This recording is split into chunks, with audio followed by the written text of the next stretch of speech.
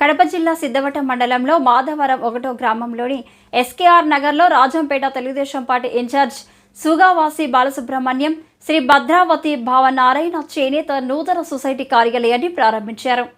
ఈ సందర్భంగా ఆయన మాట్లాడుతూ స్వర్గీయ నందమూరి తారక రామారావు ఆశయ సాధనలో భాగంగా ఎల్లవెల్లా చేనేతల అభివృద్ధికి తెలుగుదేశం పార్టీ కట్టుబడి ఉందని, నియోజకవర్గంలో మగ్గం నేసే చేనేతల కుటుంబాలు ఎక్కువగా ఉన్నాయని, వారి అభివృద్ధి కోసం తన సహాయ సహకారాలు ఎల్లప్పుడూ ఉంటాయని చెప్పారు.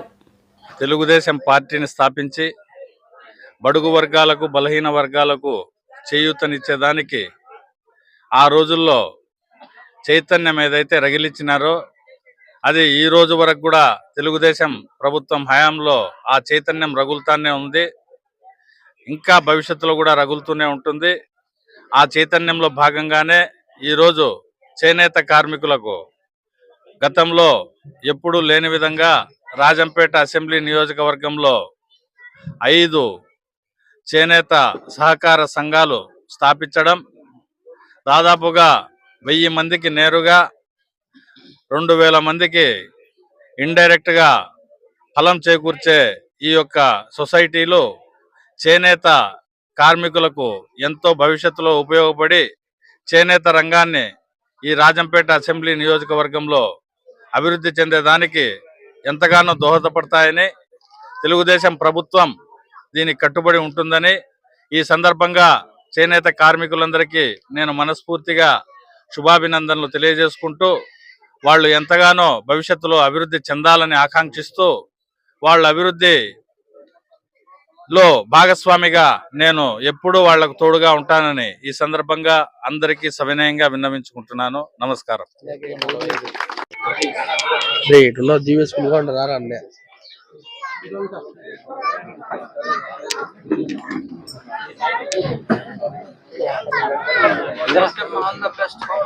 మహానాయకులు ఎన్టీఆర్ గారు తెలుగుదేశం పార్టీని స్థాపించి బడుగు వర్గాలకు, బలహీన వర్గాలకు చేయూతనిచ్చేదానికి ఆ రోజుల్లో చైతన్యం ఏదైతే రగిలిచ్చినారో అది ఈ రోజు వరకు కూడా తెలుగుదేశం ప్రభుత్వం హయాంలో ఆ చైతన్యం రగులుతానే ఉంది.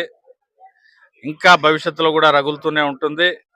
ఆ చైతన్యంలో భాగంగానే ఈరోజు చేనేత కార్మికులకు గతంలో ఎప్పుడూ లేని విధంగా రాజంపేట అసెంబ్లీ నియోజకవర్గంలో 5 చేనేత సహకార సంఘాలు స్థాపించడం, దాదాపుగా 1000 మందికి నేరుగా 2000 మందికి ఇండైరెక్ట్గా ఫలం చేకూర్చే ఈ యొక్క సొసైటీలు చేనేత కార్మికులకు ఎంతో భవిష్యత్తులో ఉపయోగపడి చేనేత రంగాన్ని ఈ రాజంపేట అసెంబ్లీ నియోజకవర్గంలో అభివృద్ధి చెందేదానికి ఎంతగానో దోహదపడతాయని, తెలుగుదేశం ప్రభుత్వం దీనికి కట్టుబడి ఉంటుందని ఈ సందర్భంగా చేనేత కార్మికులందరికీ నేను మనస్ఫూర్తిగా శుభాభినందనలు తెలియజేసుకుంటూ, వాళ్ళు ఎంతగానో భవిష్యత్తులో అభివృద్ధి చెందాలని ఆకాంక్షిస్తూ వాళ్ళ అభివృద్ధిలో భాగస్వామిగా నేను ఎప్పుడూ వాళ్లకు తోడుగా ఉంటానని ఈ సందర్భంగా